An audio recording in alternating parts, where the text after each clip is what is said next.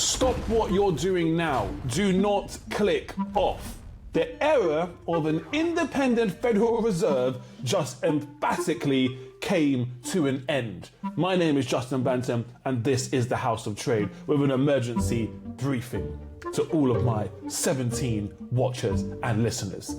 If you are watching the news, or if you were watching it yesterday when the Federal Reserve came out and dropped a bombshell that not many people understood, they will be telling you right now that there's a Santa rally, and the Santa rally is here because the economy is resilient.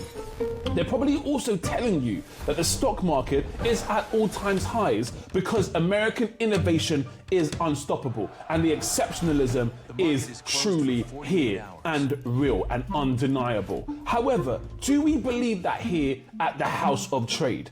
No, we don't, because we know they are lying, like they always have to and like they always will, because they must. The market isn't up because the economy is good, my dear friends, traders out there amongst you.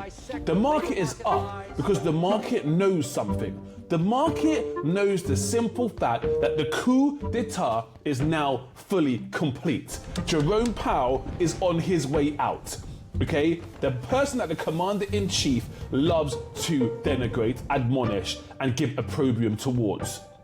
He is being replaced by a loyalist, an acolyte, a disciple, a yes man, appointed to do one thing: print money until morale improves. Do you know that phrase? The beatings will continue until morale improves. Well, this guy thinks we can solve all problems with doing a few things designated by our Lord and Savior. I mean, Donald Trump. We are entering the kill zone. The next 60 days, guys, from mid-December to mid-February, will determine the fate of the US dollar, of assets like equity markets, of gold, and the commodity cycle. US stocks are trading at valuation multiples right now that make the dot-com bubble look rational. Let's be honest. Liquidity is flooding the system to mask the true underlying foundational rot.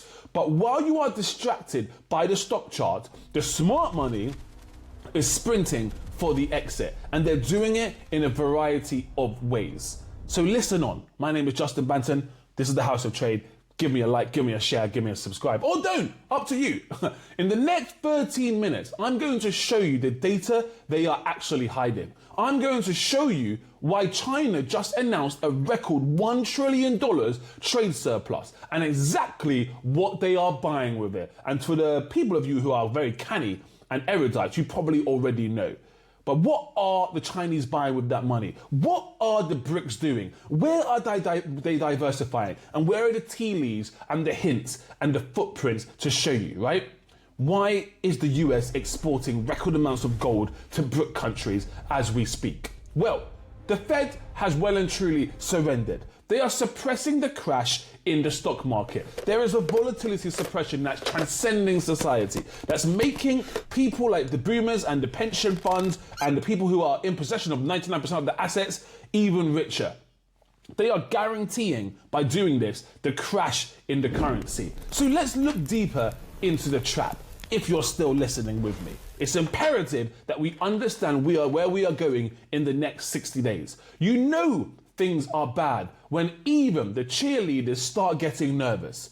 People like Goldman Sachs, well, entities like Goldman Sachs, JP Morgan, Citibank, the vampire squid itself, they have just released a note saying the US dollar is significantly overvalued. They've been saying this for a while. They've also been coming out and saying gold 5,000, gold 6,000 is rational. Banks like Goldman usually don't say that part out loud, and they usually don't say it until the trend is already broken. They are giving you a polite warning as well as front running the market and talking their book. You have to listen to these things. Like most things that are destined to come, Trump announces it beforehand. These empires of squids and these empires of banking monoliths are also doing the same thing. But you know who isn't giving you a warning? The Eastern nations. The East isn't issuing warnings. They are taking action. They're not talking about it. They're past the stage of verbal intervention. Let's think about it. When they sanctioned Russia's assets, The Chinese and the Eastern nations, they saw the writing on the wall. And that's why China just announced a record trade surplus. $1 trillion a year. In the old days, China would take that 1 trillion and recycle it back into the trusty old US Treasury bonds. They would fund United States debt and also global debt, right? And that would make markets way more buoyant and make the financial debt problems in America seem palpable and seem understandable and seem, able to be ameliorated away. But that cycle is broken. China is no longer buying the debt. In fact, they are now dumping it. If you look at the chart of how much the Chinese are rolling over and how much they own in treasuries, you have to start seeing where the demand for gold is coming from because they're substituting it for one another. So where is that 1 trillion exactly going? If you read recent reports about American GDP growing and exports increasing and imports decreasing, the majority of it was exporting gold. Can you believe that? In a time when gold is going parabolic, the United States are exporting it to their Near East enemy. They are draining the West of physical gold. Data shows that the US and the UK are exporting gold to the BRICS nations at a record pace. We are trying to trade real assets for paper promises that are actually being actively debased right now. China knows that the Fed is captured. They know the new chair, Hessen, who's probably going to be Hessen, right, is going to print to keep those stocks going up and to keep those inequalities baked in because the electoral cycle needs funding, essentially. They are taking the easy exit ramp. They are exchanging the overvalued dollars for undervalued hard assets. I mean, it makes sense, right? And you are sitting there holding Apple stock at 35 times earnings, or even worse than that, right? When Chinese comps are like a fraction of the PE forward multiples. Let's talk about the elephant in the room. The elephant in the room is the Federal Reserve chair replacement, largely touted and largely imagined to be Hessen. The market loves this news. Why? Why does the market greet it with alacrity? Well, because Jerome Powell, for all his faults, occasionally tried to act like an actual central banker, right? He tried to keep rates higher for longer to fight inflation, which is macroeconomics 101. But that friction is gone. The new regime believes in yield curve control. They believe in sending out stimulus checks, even though they lamented their predecessor for doing the same thing. They believe the stock market is actually the real economy.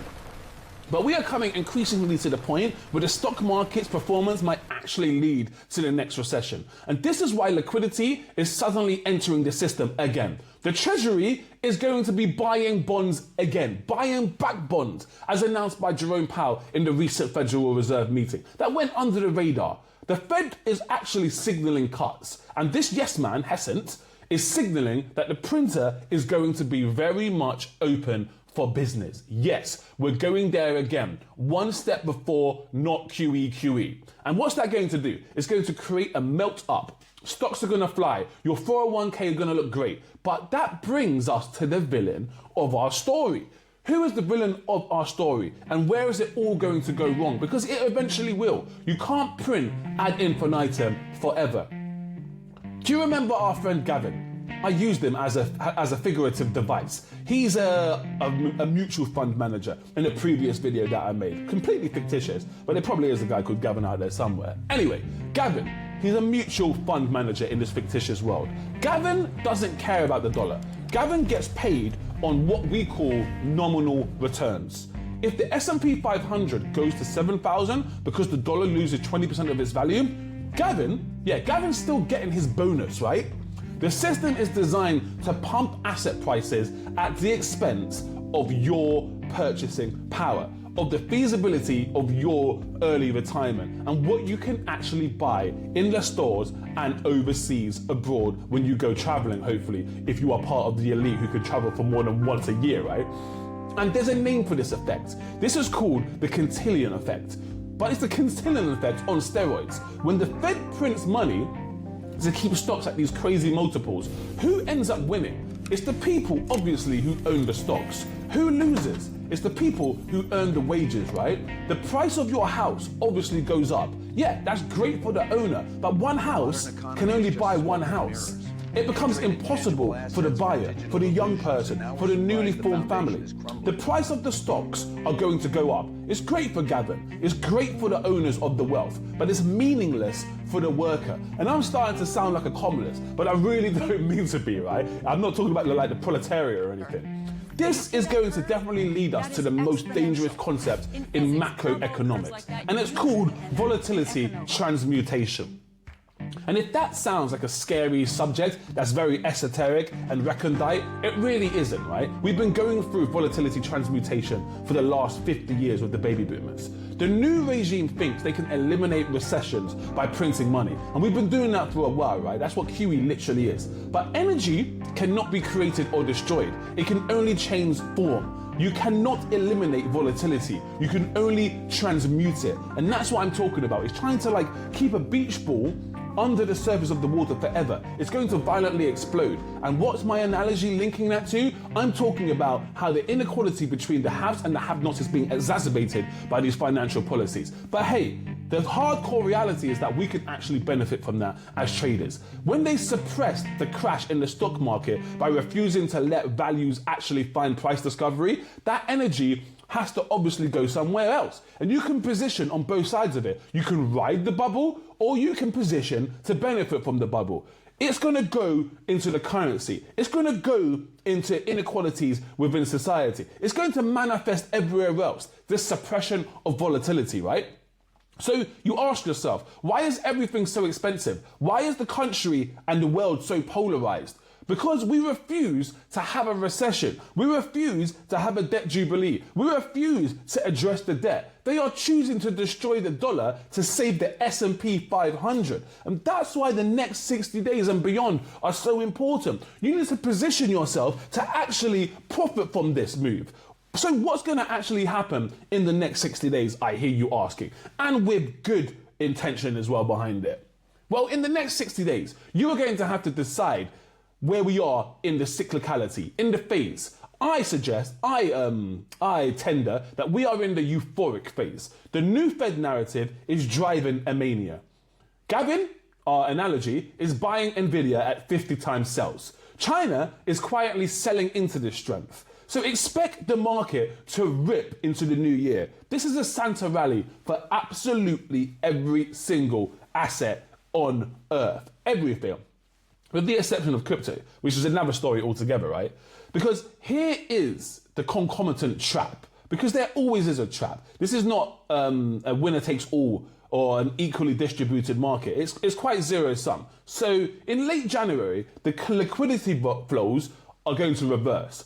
The Treasury General account needs to be completely refilled, right? That's what needs to happen. The reverse repo facility, which is the slush fund, it essentially is a slush fund that has been holding everything together, is going to start really running dry. And what happens when that happens? Well, the market realizes that the strong, the really indomitable economy was just a weak dollar illusion. That's going to happen as soon as these flows start to reverse. But then you have to ask yourself, are they actually going to reverse, or is Hessen going to carry over the baton from Jerome Powell and make it even bigger?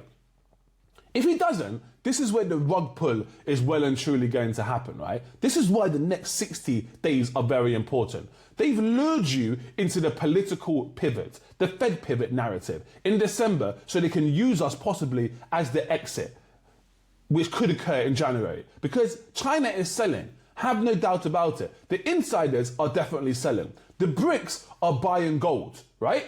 Who is buying the S&P 500 at these valuations? You have to start asking yourself that. Who is the actual marginal buyer keeping this rally going? Is the Santa rally going to extend into January? Are they going to reinitiate QE? Because right now, the economy is being led by the stock market because the bifurcation is actually real. The next 60 days are going to be a test. The test is this. Do you believe the Trump lackey Fed chair who says stocks can go up and to the right forever? Or do you look at the 1 trillion trade surplus over there in China that's moving out of dollars and into hard assets? Because I truly believe 2026 and beyond is going to be a new era of hard asset dominance. Gold is hovering at all-time highs for a reason. Silver is threatening triple digits. Palladium, platinum, the whole precious metal complex is moving parabolically. It's not an investment. It's a silent vote of no confidence in the United States dollar. And the US is exporting its gold reserves east while we import their cheap plastic goods. Think about who wins in that race, right? Who wins in that trade in the long run? The person who's accumulating all the hard assets, or the people who are actually shipping away the very hard assets that are going to form the weaponry of tomorrow's war? Because the Fed, they just lit a fuse on the volatility bomb, right? They think they can control the explosion, but they really can't. And that's what I'm here to tell you. Why the next 60 days will determine if you are actually one of the winners or if you are one of the losers holding the dynamite when it eventually definitely goes off. Because that is going to be one of the triggers. And you need to be prepared for it. The next 60 days are very important. If you want to understand the exact mechanism of all of this money printing, the reverse repo facility, you need to educate yourself about it or watch one of my previous videos. It explains the plumbing of the entire system. You don't want to be Gavin's exit liquidity. You want to be the person who profits from the next 60 days. I hope you've enjoyed this video. I hope you stay safe out there, and I hope you invest well. Ciao for now.